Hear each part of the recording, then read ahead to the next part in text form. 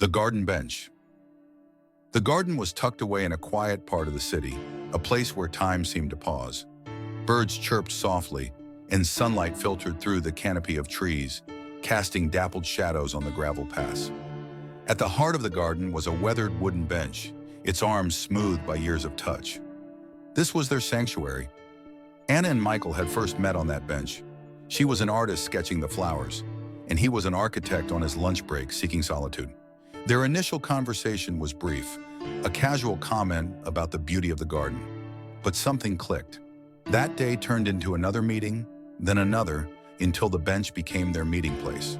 For years they met there, sharing stories, dreams, and secrets.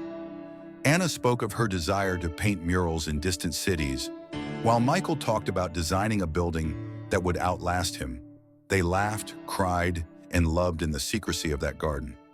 But their love was complicated. Michael was married and Anna knew she could never be more than his escape. Still, she couldn't stop her heart from yearning for him. Michael loved her fiercely but felt trapped by obligations he couldn't abandon. Their love, as pure as it felt, was shrouded in guilt and longing. One rainy autumn day, Anna sat on the bench, her sketchbook in hand. She waited as she always did, but Michael didn't come. Hours passed and the rain soaked through her coat, but she stayed hoping. The next day she returned, and the day after that. Still, Michael didn't appear. Weeks turned into months, and Anna stopped going to the bench. She told herself it was over, that he had chosen his family, that their love had been a fleeting moment. Years passed. Anna moved to another city, painting murals as she had dreamed. Michael focused on his work, channeling his emotions into buildings that stood as monuments to the love he couldn't hold. Decades later, now in her 60s, Anna returned to the city for an art exhibition. The memories of the garden tugged at her, and she decided to visit, unsure if the bench would still be there. It was, weathered and worn, but still standing. She sat down, her heart heavy with nostalgia. "Anna," the voice was older but unmistakable.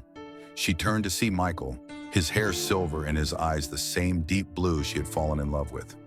He stood there holding a cane, his expression a mix of disbelief and joy. Tears filled her eyes as he sat beside her, just as he had so many years ago.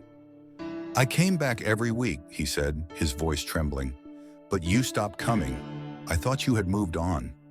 Anna looked at him, her heart aching. "I thought you had chosen your family. I didn't want to complicate things." Michael shook his head. "I left. It took time, but I couldn't forget you. I hoped I'd find you here one day." They sat in silence, the years melting away as they held hands, their love as strong as ever. "I missed you," she whispered.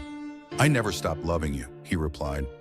And for the first time in decades, the garden bench witnessed their reunion, their love enduring the test of time.